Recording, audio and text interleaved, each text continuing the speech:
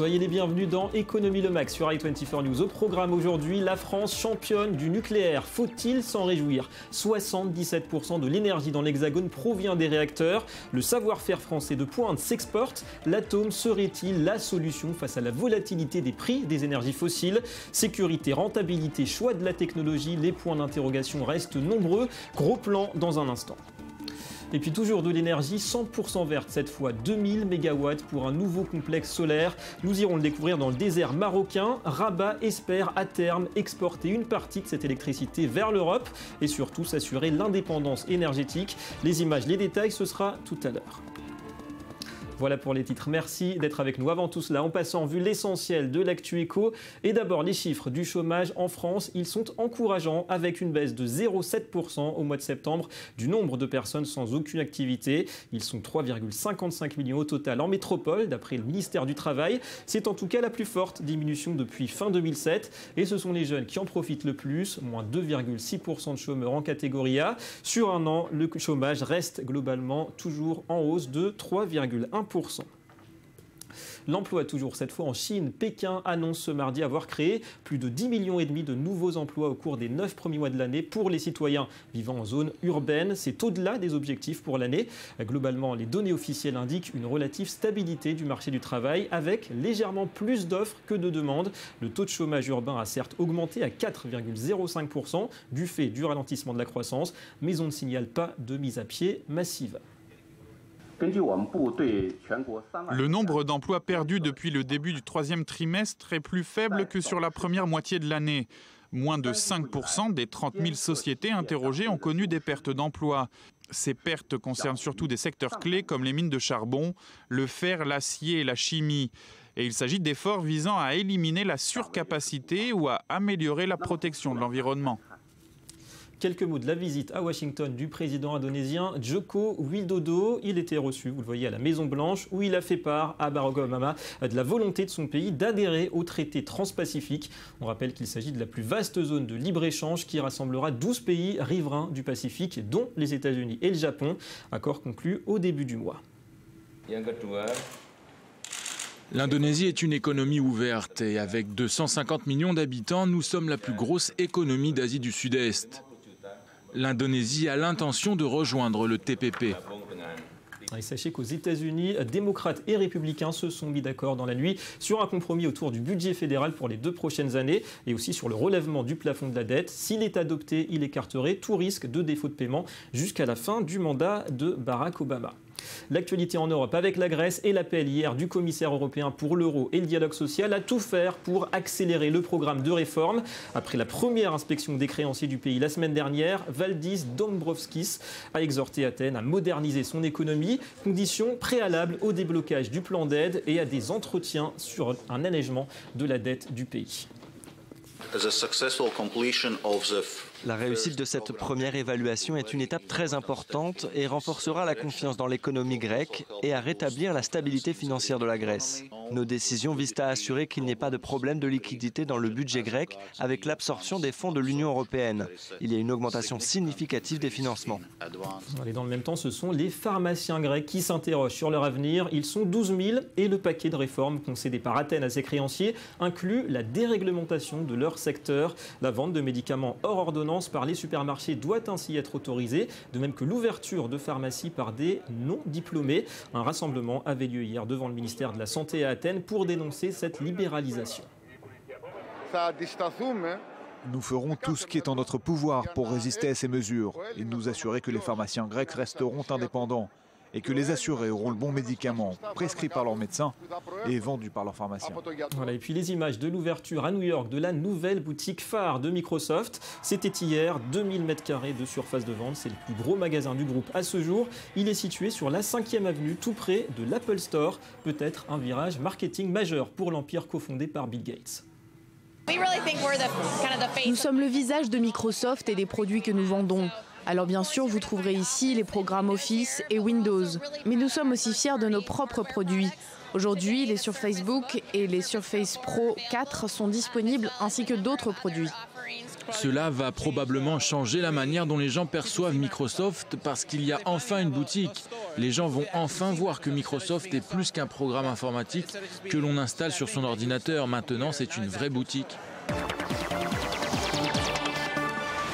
Le dossier du jour, on s'intéresse au débat sur l'énergie nucléaire. À un peu plus d'un mois de l'ouverture de la grande conférence sur le climat à Paris, les défenseurs de l'atome font valoir ses atouts entre la hausse de la demande mondiale en énergie et l'impératif de réduction des émissions de CO2. Le nucléaire, malgré ses risques, se veut aussi un argument de compétitivité face à l'instabilité des cours des énergies fossiles. La France peut en témoigner, qu'on va le voir dans ce reportage. Avant d'en parler juste après avec Laurence Daziano. Regardez. Un samedi d'octobre, journée portes ouvertes à la centrale de Nogent-sur-Seine. L'année dernière, plus de 100 000 personnes ont visité une des 19 centrales en France. Besoin d'être rassuré sur l'atome? Pas vraiment. Pour moi, c'est le nucléaire, ça fait partie, depuis que je suis gamin, on en entend parler. J'ai 43 ans, donc après, le nucléaire, moi, ne me dérange pas du tout. Je pense qu'il faudrait même en construire un peu plus. À l'heure actuelle, on ne peut pas tellement s'en passer, quoi. Il y a d'autres énergies, mais pour l'instant, je ne pense pas que ce soit prêt à remplacer le nucléaire, quoi. Ce qu'ils nous disent en repartant, c'est qu'ils ont été effectivement impressionnés par la dimension de nos installations et qu'ils perçoivent une grande rigueur dans notre exploitation. Des réactions qui correspondent au discours que l'État français a toujours eu sur le nucléaire. Aujourd'hui, 77% de l'électricité en France provient de l'énergie atomique, un record mondial. À l'heure de la lutte contre le réchauffement climatique, EDF présente même le nucléaire comme une énergie peu émettrice de carbone. Une communication trompeuse pour l'association Sortir du nucléaire. Toute la chaîne du combustible provoque des émanations de CO2. Voilà, c'est une réalité. Nous sommes quand même dans une méga communication qui anesthésie la population. Elle ne lui donne pas envie d'avoir une réflexion. Ce qui est très étonnant parce que nos amis allemands nous disent en Allemagne on est pour ou contre, mais on a une idée. L'opinion des Français l'enclie la mesure régulièrement. Cette association chapeaute toutes les commissions locales d'information. Il en existe une pour chacune des installations nucléaires françaises, qu'il s'agisse de centrales ou de sites de retraitement des déchets. Des commissions qui regroupent pro- et anti-nucléaire. Tous les Français vivent à moins de 200 km d'une activité nucléaire. Et ça, quand on dit ça aux Français, ils se disent « Ah bon ?» Et donc là, on leur dit « Mais est-ce que vous avez peur du nucléaire ?» Ils disent oui, le nucléaire, ça fait peur parce qu'il y a eu Tchernobyl, il y a eu Fukushima. Les gens, ils savent. Ils ne savent pas forcément ce qu'il y a derrière, mais ils sont inquiets. Ça peut arriver. La France s'est engagée à réduire la part du nucléaire à 50% de sa production d'énergie d'ici 2025. Un niveau qui restera 5 fois supérieur à la moyenne mondiale. Difficile de sortir du nucléaire pour un pays comme la France. Nous interrogeons l'économiste Laurence Daziano. Merci d'être avec nous. Vous êtes maître de conférence à Sciences Po Paris et membre du conseil scientifique de Fondapol. On sait que le nucléaire est un atout incontournable de compétitivité pour la France. D'un point de vue économique, notamment en termes de facture énergétique, la France a-t-elle vraiment un intérêt à réduire aujourd'hui la part du nucléaire, comme l'avait d'ailleurs promis François Hollande dans sa campagne ? Non, on n'a pas intérêt à réduire notre part du nucléaire et on le voit depuis que nous avons installé l'électricité d'origine nucléaire. Nous avons une indépendance énergétique qui nous permet de réduire notre facture énergétique et c'est quelque chose de très important en termes de compétitivité économique. C'est très important pour notre balance du commerce extérieur. Alors quand on parle de mix énergétique, on compare souvent la France et l'Allemagne et leur modèle énergétique. 75% de voies de nucléaire en France, c'est seulement outre-Rhin. Comment on explique de telles différences entre des voisins qui se ressemblent pourtant au niveau des ressources naturelles ? Déjà, vous avez, les Allemands ont été beaucoup moins favorables au nucléaire que les Français. Quand on se souvient, dans les années 70, des grandes manifestations nucléaires non merci. Et puis surtout, la chancelière Merkel a décidé de sortir l'Allemagne du nucléaire, qui est une erreur, parce que déjà, les grands groupes énergétiques allemands n'existent plus, ont du mal à se renouveler. Et puis surtout, un pays qui sort du nucléaire, d'abord, il pollue plus. L'Allemagne utilise ses centrales à charbon. Et il est dépendant d'autres sources d'énergie. Aujourd'hui, l'Allemagne est également dépendante du gaz russe. Alors on sait que c'est aussi à l'export que la France a peut-être une carte à jouer sur le marché du nucléaire. On l'a vu la semaine dernière d'ailleurs avec EDF qui construira donc 2 réacteurs au Royaume-Uni. La France, via ces grands groupes, dont EDF et son expertise, est-ce qu'elle peut d'après vous se positionner comme leader mondial du secteur ? Alors c'est vrai que EDF et Areva, EDF Et le premier opérateur nucléaire mondial est reconnu comme tel par ses concurrents. Donc EDF a une expertise qu'il peut exporter. Aujourd'hui, le problème d'EDF, et on le voit bien à Hinkley Point en Angleterre, c'est que EDF n'a plus le financement nécessaire pour le faire, donc il est obligé de s'allier. À Hinkley Point, on s'allie aux Chinois. Il faudra veiller à ne pas s'allier qu'avec le même même partenaire, et il peut y avoir des synergies aussi, des alliances avec le russe Rosatom.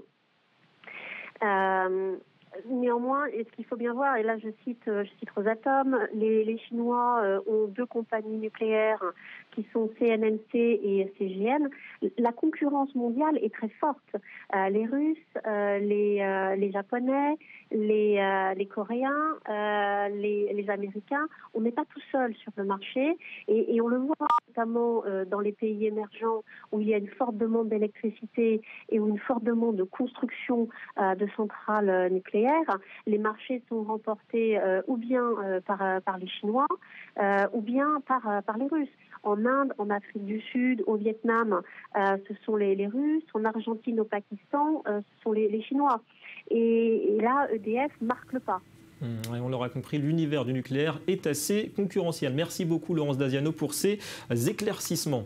Allez, on part à la découverte de ce nouveau complexe d'énergie solaire dans le sud du Maroc. 9 milliards de dollars pour financer ce projet qui doit permettre au pays de garantir son indépendance énergétique. Les 5 centrales doivent produire 2000 MW au total et l'ambition est aussi d'en exporter une partie vers l'Europe. Laura Duhamel. Le Maroc, une terre brûlée par le soleil et qui compte bien enfin en tirer profit.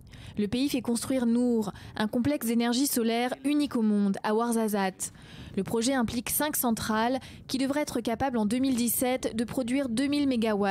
Objectif, gagner en indépendance énergétique et exporter en Europe. Soleil comme la mer sont des grandes richesses du Maroc. C'est un pays qui a un ensoleillement extraordinaire et ici à Ouarzazate, c'est en train de devenir un point nodal et un point focal de tout ce qui est développement durable, énergie solaire avec la construction du complexe Nour. Et la facture est salée, 9 milliards de dollars.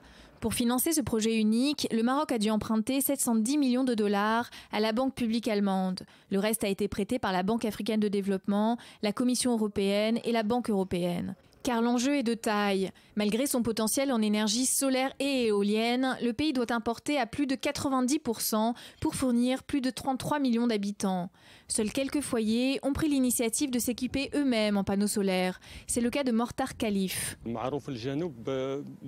que le sud du Maroc soit réputé pour son soleil brûlant, nous n'en avons jamais tiré bénéfice. Mais aujourd'hui, les choses ont changé.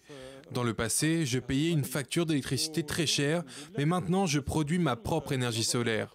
Mes dépenses se sont considérablement réduites et en plus, j'ai plein d'eau maintenant. Le parc solaire de Ouarzazate fait partie d'un ambitieux plan de développement des énergies renouvelables. Il doit permettre au Maroc de subvenir à 42% de ses besoins énergétiques à l'horizon 2020. Mais ce n'est pas le seul. À Tarfaya, en plein cœur du Sahara, le plus grand parc éolien d'Afrique vient aussi d'être inauguré. À lui seul, il est capable d'éclairer une ville d'1,5 million d'habitants. Voilà, le renouvelable qui semble avoir de beaux jours devant lui en Afrique. On passe au Media Watch. À la une de la revue de presse du jour, la fraude à l'assurance maladie en France. Bonjour Laura Duhamel. Bonjour. On a battu tous les records l'an dernier. Et oui, 196,2 millions d'euros, c'est le montant des fraudes à l'assurance maladie, un montant qui a bondi de 17% cette année. Mais attention, les fraudeurs ne sont pas ceux auxquels on pense le plus souvent. Vous l'aurez compris, ce ne sont pas les assurés qui fraudent le plus, mais bien les professionnels de santé. Ces derniers représentent 37% des fraudeurs, pratiquement le double des soignés. Et puis le rapport bat en brèche une autre idée reçue, l'idée selon laquelle en France, la fraude à la Sécu, comme on l'appelle, eh bien, serait exponentielle. En réalité, elle représente à peine plus de 1% des dépenses de santé. Ouais, ça fait quand même pas mal avec des montants aussi élevés. On parle aussi, Laura, de Walmart qui, après Amazon, veut tester la livraison par drone. Oui, alors définitivement, les drones ont la cote chez les géants de la distribution qui y voient le futur de la livraison. Donc après Amazon, c'est Walmart qui s'y colle. Eh bien, ils voient dans ces petits robots eh bien, des objets qui pourraient potentiellement transporter les achats des magasins aux voitures ou encore surveiller l'extérieur des surfaces de distribution ou encore collecter des données aériennes. De quoi ravir, David, toujours un peu plus les services de renseignement américains. Sans doute, entre autres. Et enfin, Laura, une nouvelle qui devrait faire plaisir aux papas. Oui, mais pas à tous les papas, seulement aux papas des filles. Car ces derniers auraient tendance à diriger des entreprises de façon plus citoyenne que les pères de garçons. C'est en tout cas ce qui ressort d'une étude qui a été menée à Harvard et que le Washington Post a publiée aujourd'hui. Une étude des plus insolites. On y apprend notamment que les chefs d'entreprises qui courent des marathons seraient plus performants que ceux qui jouent au golf, ou encore que la voix grave d'un PDG influe sur sa paye. Ouais, c'est intéressant, il fallait y penser. Merci beaucoup, Laura, et à très bientôt.